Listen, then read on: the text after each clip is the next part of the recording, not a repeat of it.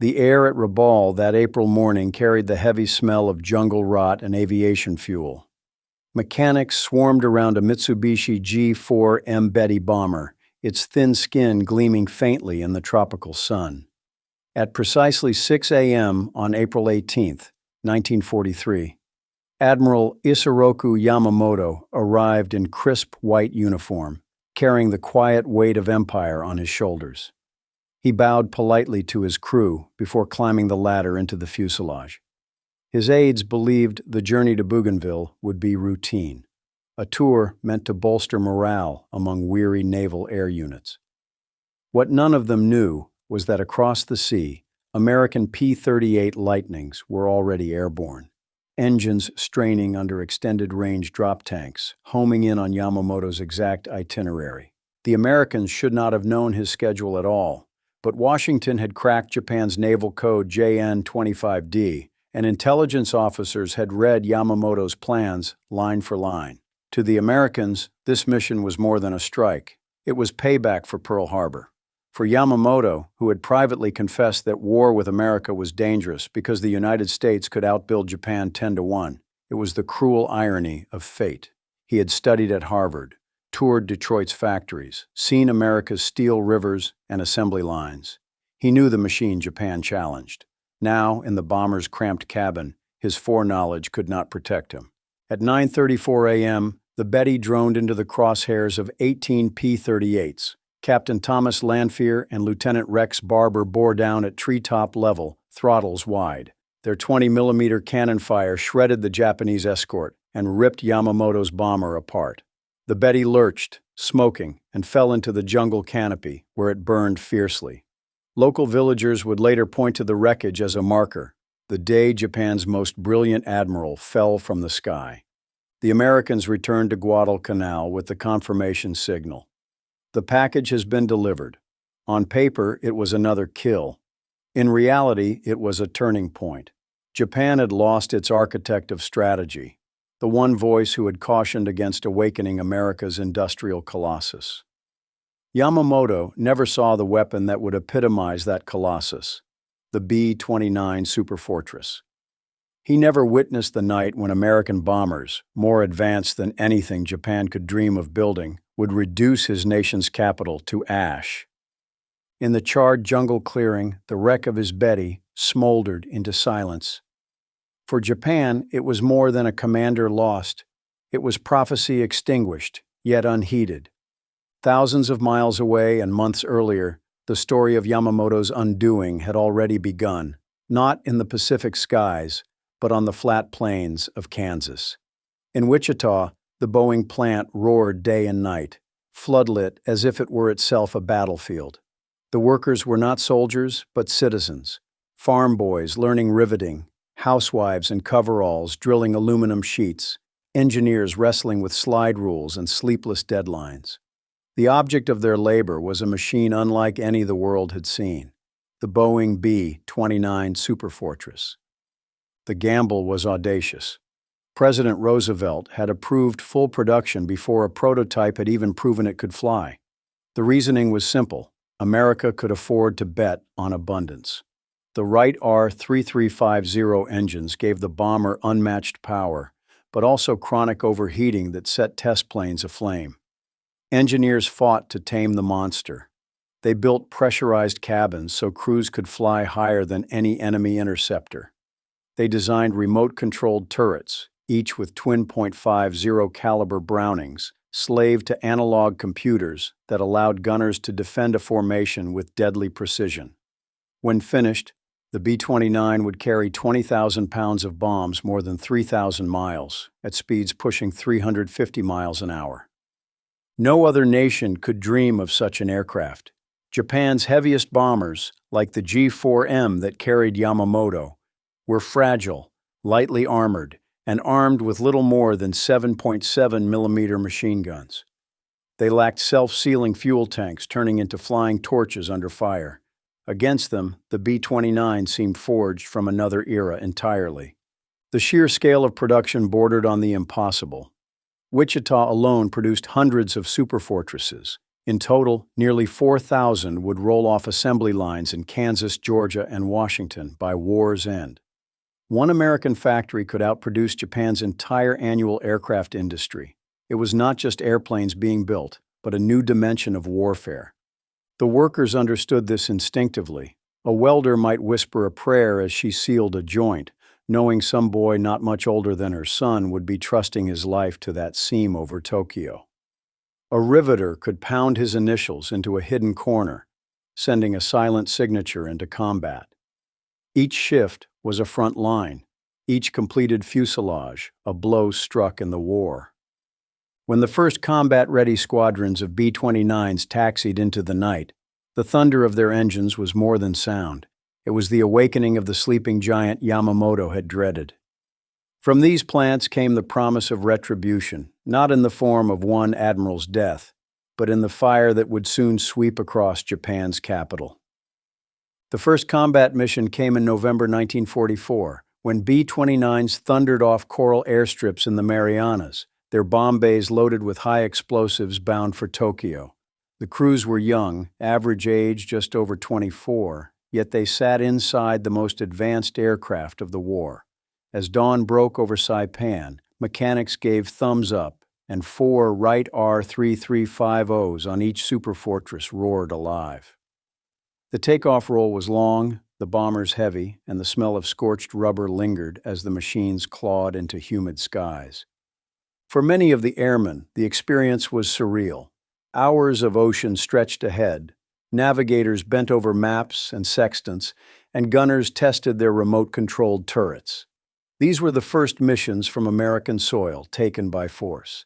Territories seized from Japan's outer ring at enormous cost. Now they would be launch pads for destruction. The crews carried with them the faith of generals who promised that strategic bombing could shorten the war. Yet high-altitude precision, the doctrine drilled into the U.S. Army Air Forces since the 1930s, faltered almost immediately. The jet stream, a phenomenon scarcely understood, howled over Japan at nearly 200 miles an hour. Bombs released from 30,000 feet drifted miles off target, scattering harmlessly into fields or rivers. Crews reported watching whole strings of 500-pounders drift away like feathers on the wind. On some raids, fewer than 10% of bombs landed within 1,000 feet of their aiming point. Losses mounted too. Japanese anti-aircraft fire, though limited, was accurate enough when concentrated. Fighter interceptors clawed at the formations, forcing gunners to fight running battles. Each mission meant hours in sub-zero temperatures inside a vibrating metal shell, frost building on oxygen masks, the sky a hostile void. Morale sagged as men realized their sacrifices were producing little more than smoke scars on open ground. But within those failures, a revelation was brewing. Reports crossed the desk of Major General Curtis E. LeMay, a stocky officer with a bulldog jaw and a reputation for brutal efficiency. LeMay studied the winds, studied the bomb plots, and concluded what few dared to say aloud. Precision wasn't working. If Japan's capital could not be cut with a scalpel, it would be consumed with fire. The young crews did not yet know it, but their days of cruising at 30,000 feet were numbered. The next missions would be flown at altitudes where they could see the faces of the people they bombed, at speeds that would carry the smell of smoke back into their cabins. The giant had stirred, but its awakening would come not in pinprick raids. It would come in a single night when Tokyo itself became the target. In the Utah desert, far from any battlefield, a surreal experiment unfolded. At Dugway Proving Ground, carpenters constructed houses modeled after Tokyo's Shitamachi district, tatami mats, bamboo framing, paper walls. Then, Army engineers filled them with furniture imported from Japanese shops, right down to rice paper screens and futon bedding. Scientists from Standard Oil and Harvard's chemical laboratories lined up barrels of gelatinous gasoline, the substance that would become known as napalm.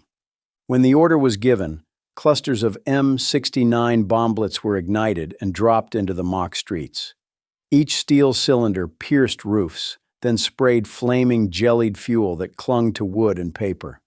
Within seconds, The houses burned like tinderboxes. Observers recorded temperatures soaring, walls collapsing inward, flames leaping house to house until entire blocks disappeared. The conclusion was unmistakable. Japanese cities, built of the same materials, were vulnerable not to high explosives, but to fire.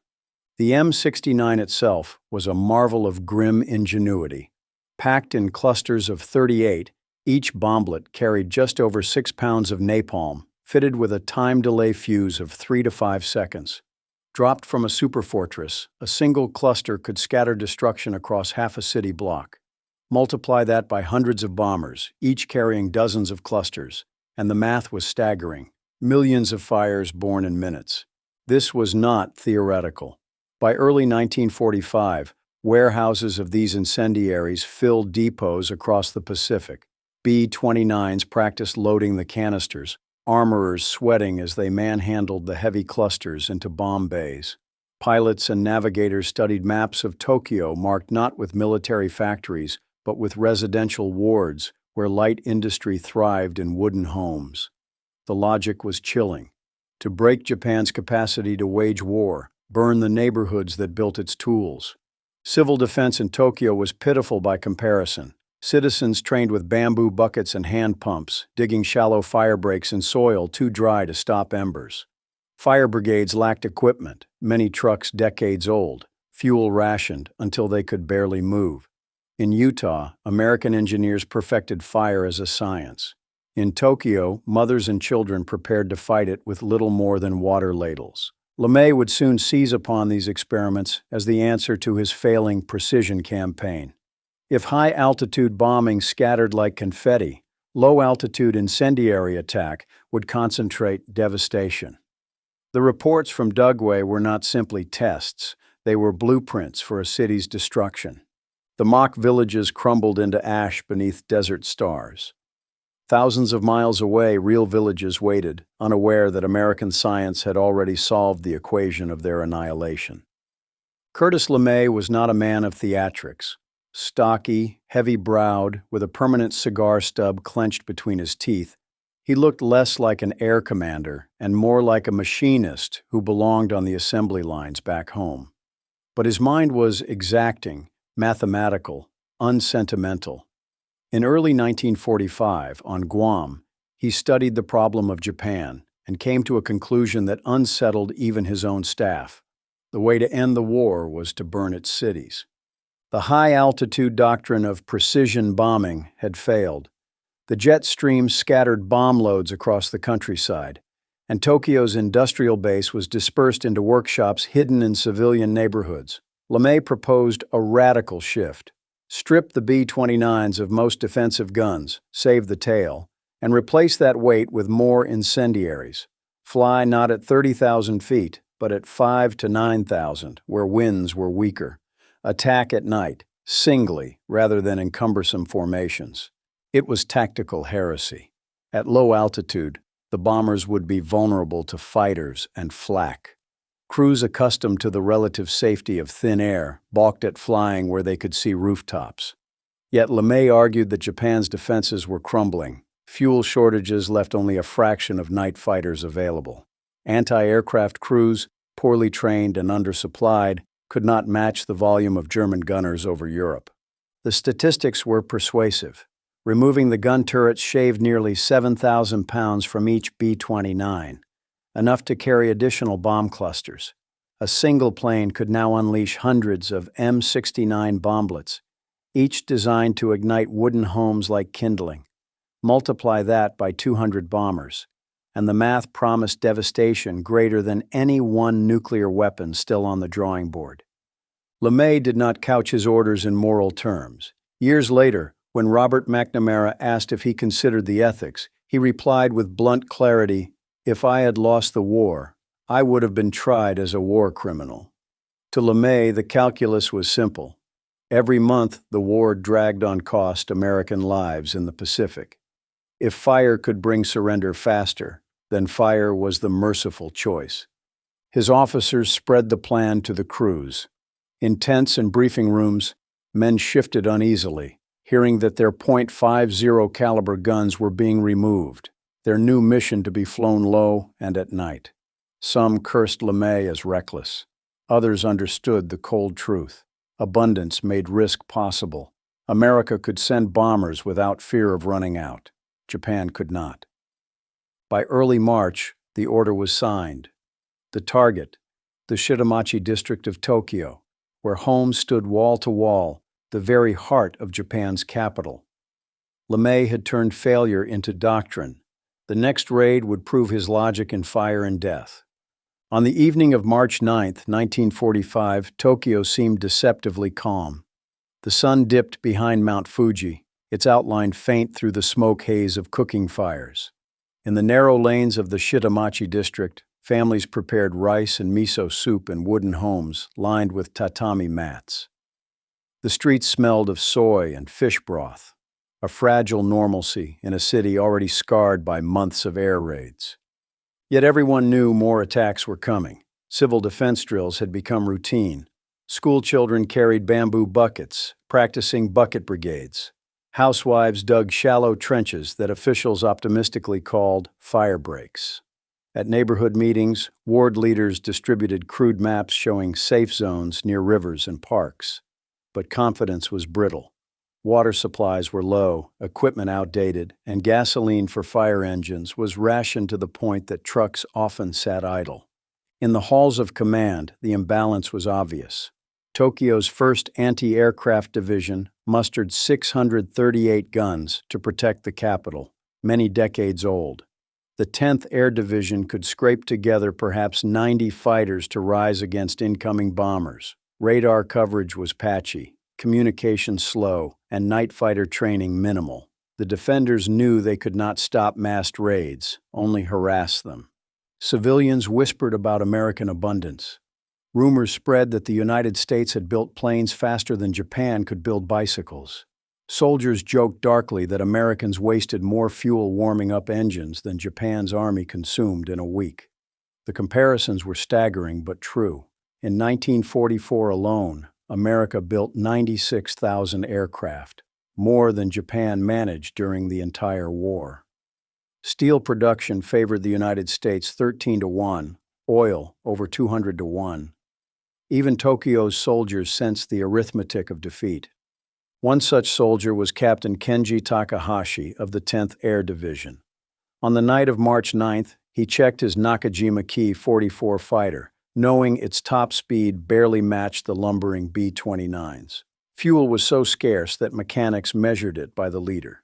Takahashi tightened his gloves, silently acknowledging that the odds were hopeless.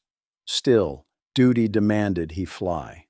Meanwhile, in a small wooden home near the Sumida River, Aya Nakamura tucked her children beneath quilts. She listened to the distant hum of the city, the thin walls shivering with each gust of wind. She had dug her own trench behind the house, though she doubted it would save them. A bucket of water sat by the door, pitiful against the possibility of falling fire. At 8 p.m., residents looked skyward as the faint drone of engines rolled in from the southeast. It began as a vibration in the earth, then a swelling chorus of steel. Over the Pacific, hundreds of B-29s approached, black silhouettes against the stars. The storm was almost upon them. The first wave crossed the coast of Honshu shortly after 10:30 p.m. Pathfinder crews squinted through drifting clouds, adjusting compasses as they bore down on their target, the Shitamachi district, a maze of narrow lanes where hundreds of thousands lived in houses made of wood and paper. At 10:50 p.m., the lead bombers opened their bays and released their payloads. Dozens of M47 incendiary bombs fell in a calculated pattern, burning phosphorus and jellied gasoline, sketching a fiery X across Tokyo's dark grid. The mark was deliberate, an aiming point visible from miles away, guiding the streams of B-29s that followed.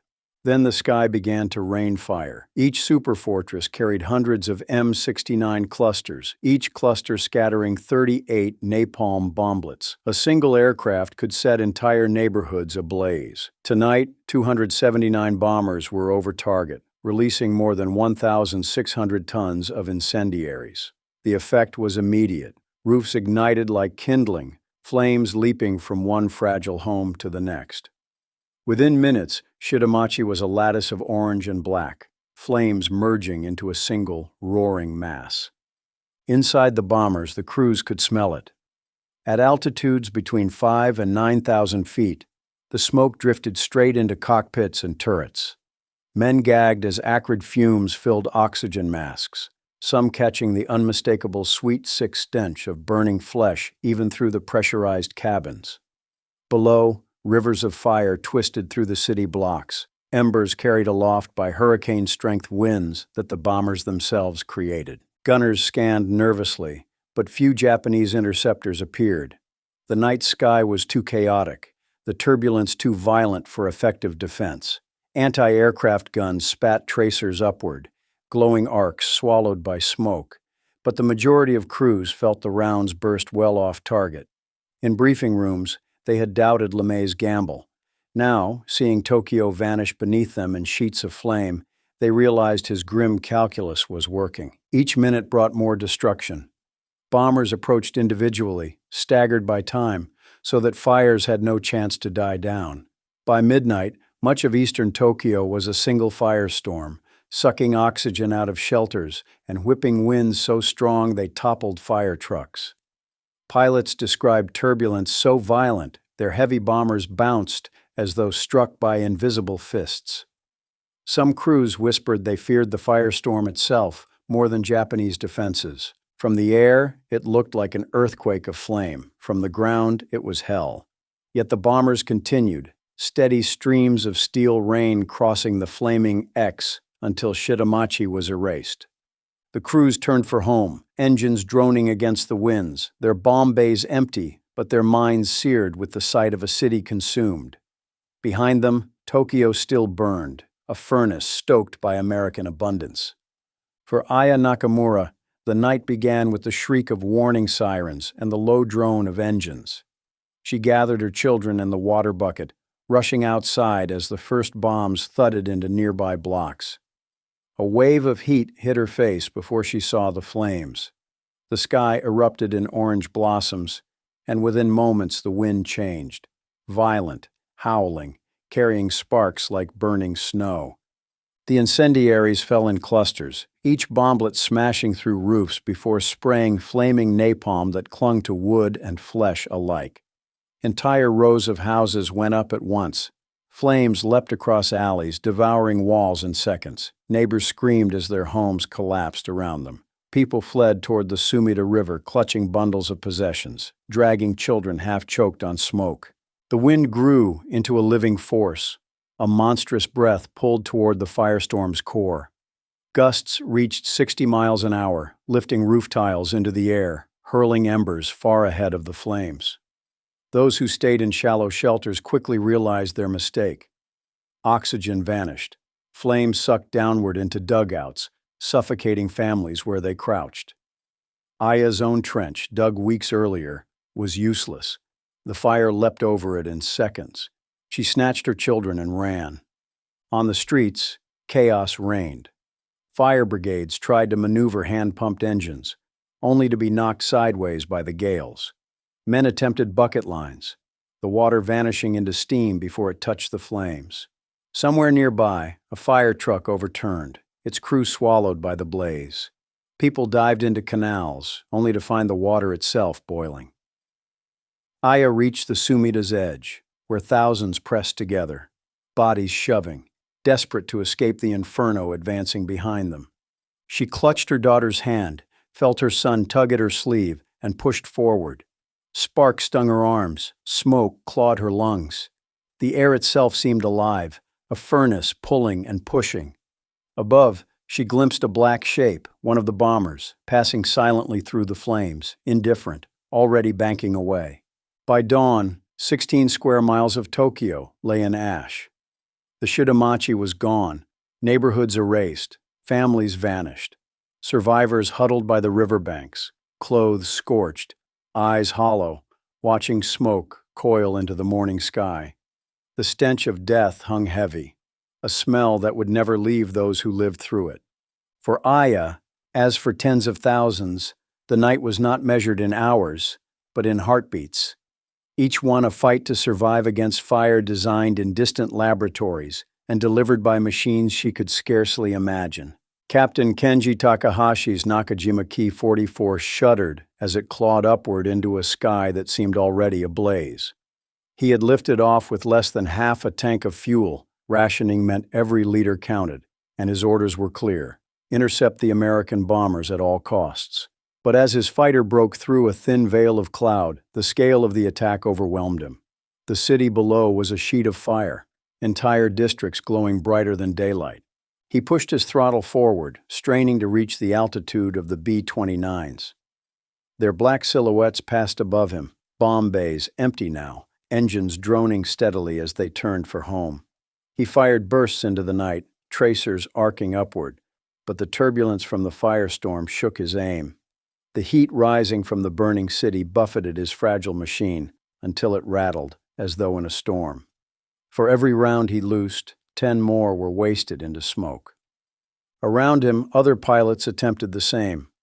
Fewer than 90 fighters had been dispatched, most underfueled, some unable even to reach the streams of bombers. Anti-aircraft crews fired blindly from the ground, their 75mm and 88mm guns struggling to track targets obscured by clouds of smoke and flames. The sky was chaos, flak bursts swallowed by the glare below, searchlights twisting aimlessly. Even when shells did find their mark, the bombers were so numerous that losing one or two seemed meaningless. In all, only 14 B-29s failed to return to base, victims of mechanical failure, mishap, or a lucky strike. Against the nearly 300 that struck Tokyo, the defenders' effort amounted to little more than a token resistance. Takahashi knew it in his gut as he swung back toward his airfield, fuel gauges dropping. His fighter was a relic compared to the American machines, underpowered and underarmed.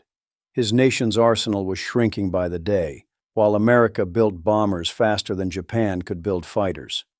Below him, the city continued to burn, firestorms leaping street to street, rivers boiling with bodies. He could smell it even in the cockpit, acrid smoke seeping through his oxygen mask. He thought of his family far to the north and wondered if the same fate would soon find them. As he descended, Takahashi realized what many of his comrades had already accepted. Japan could not defend its skies. The arithmetic was inescapable, the imbalance too great. For every gallon of fuel he burned, America had thousands more waiting. For every aircraft lost, America rolled out another from Wichita or Marietta. The night was not only a defeat, it was revelation. Japan's defenders were not merely outnumbered. They were outproduced, outbuilt, outmatched on a scale that no courage or sacrifice could overcome. When dawn broke over Tokyo on March 10, 1945, the city was a blackened wasteland. Smoke coiled into the pale morning sky, carrying with it the smell of ash, oil, and charred flesh. Police and firemen, those who survived, stumbled through the ruins, clipboards in hand, attempting the impossible, to count the dead. The statistics varied, but all told the same horror.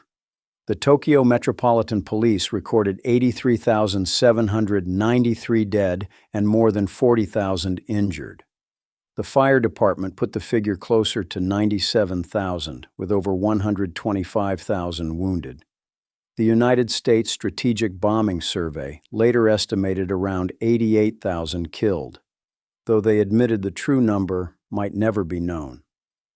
Most historians agree the death toll was close to 100,000 in a single night, more than Dresden, more than Hamburg, more than even Hiroshima or Nagasaki, when measured by immediate casualties. Entire neighborhoods had vanished. 16 square miles, an area larger than Manhattan south of Central Park, lay flattened. Some 286,000 buildings were destroyed. Over 1 million people were left homeless, huddling by riversides and in charred parks, their possessions reduced to ashes.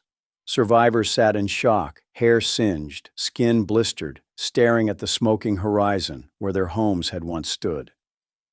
Among the ruins, Emperor Hirohito made a rare personal visit days later. Walking through the devastation, he saw what no briefing paper could capture. Children's sandals fused to the ground, Fire-scorched bicycles twisted into skeletal frames, canals clogged with corpses. Courtiers whispered that the emperor was shaken to silence, confronted by the reality that his capital could be erased in a single night. For the Americans, the figures were a grim vindication. LeMay's gamble had worked beyond expectation. Only 14 bombers were lost. Nearly 300 had returned, proving that Japan's defenses were powerless against concentrated incendiary attack. Reports filed back to Washington described the operation clinically. Tonnage dropped, square miles burned, but behind the numbers lay a revelation. The United States had found a way to destroy cities faster than Japan could ever rebuild them. Back in Tokyo, Aya Nakamura and her children crawled from the riverbank at dawn, their clothes stiff with soot, their eyes red from smoke. Around them lay bodies of those who had not made it. She had no house to return to, no neighbors left alive on her street.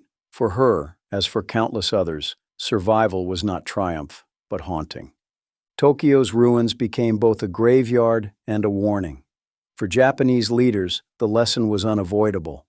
If one night could do this, what would another month bring? For the Americans, the lesson was equally stark. Fire itself had become a weapon of strategy, and the arsenal of democracy had proved it could erase an empire not in years, but in hours. In Detroit, Wichita, and Seattle, the assembly lines never slept. By the spring of 1945, American workers were rolling out bombers, fighters, tanks, and trucks at a pace that defied imagination. The statistics told their own story. In 1944 alone, the United States built 96,000 aircraft, more than Japan had managed in the entire course of the war.